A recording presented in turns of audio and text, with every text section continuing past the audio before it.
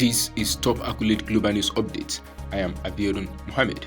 Families in southern Turkey and Syria spent a second night in the freezing cold on Wednesday as overwhelmed rescuers raced to pull people from the rubble, 2 days after a massive earthquake that killed more than 9,600 people.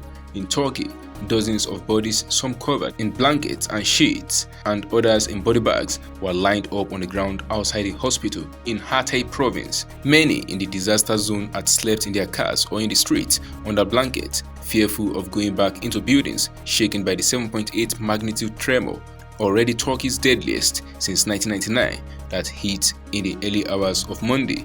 Rescuers there and in neighboring Syria warned that the death toll would keep rising, as some survivors said help had yet to arrive. With the scale of the disaster becoming even more apparent, the death toll rose above 7,100 in Turkey. In Syria, already devastated by 11 years of war, the confirmed toll climbed to more than 2,500 overnight, according to the Syrian government and the rescue service operating in the rebel-held northwest. Turkish President Tayyip Erdogan has declared a state of emergency in 10 provinces, but residents in several damaged Turkish cities have voiced anger and despair at what they said was a slow and inadequate response by the authorities.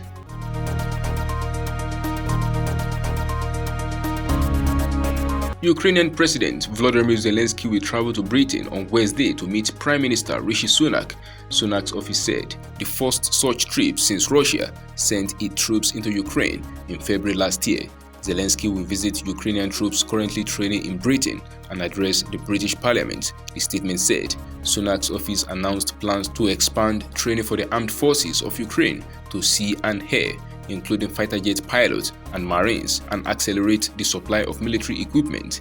The training would ensure pilots are able to fly sophisticated NATO standard fighter jets in the future, the statement said. Sunak will offer the UK's backing to Zelensky's plans to work towards a just and lasting peace for Ukraine, the statement said. Britain will also set out further sanctions later in the day to target those who have helped Russian President Vladimir Putin build his personal wealth and companies who are profiting from the Kremlin's war machine, the statement said. The government has already imposed sanctions on hundreds of Russian individuals and companies since last February.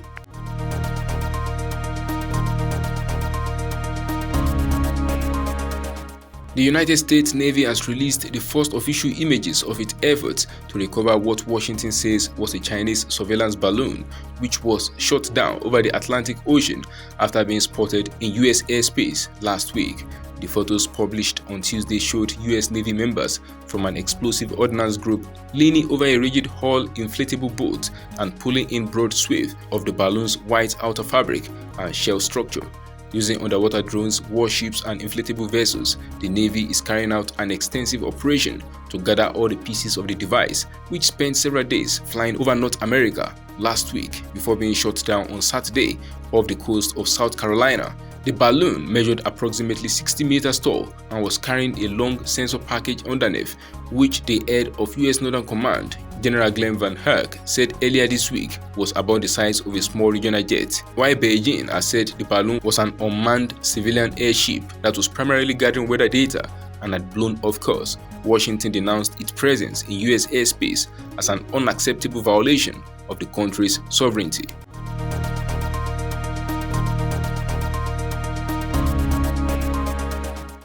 Peru's biggest copper mines have been able to maintain production despite road blockades, attacks, and protests that have roiled the Andean nation for over 2 months and led to warnings of production halts, an analysis showed on Wednesday.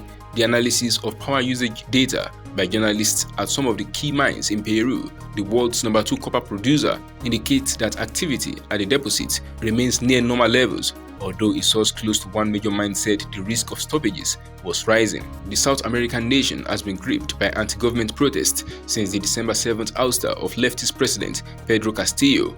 Highways have been blockaded throughout the copper-rich south, threatening production and transport of the metal, eating some company shares and boosting already high prices. But the data suggests mining activity has been resilient, at least for now. This includes massive deposit Las Bambas, owned by China's MMG Limited, which previously said it would have to halt production from February 1st, and Glencore's Antapaccay, which stopped production in mid-January but has since resumed.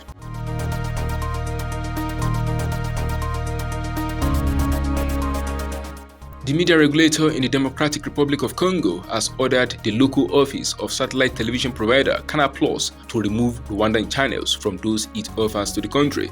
The suspension will run for a period of 90 days and could potentially be renewed depending on circumstances, the regulator, CSACRDC, said in a statement. Kinshasa accuses Rwandan channels of inciting civil disobedience, among many allegations, the Rwandan Chronicle site reports.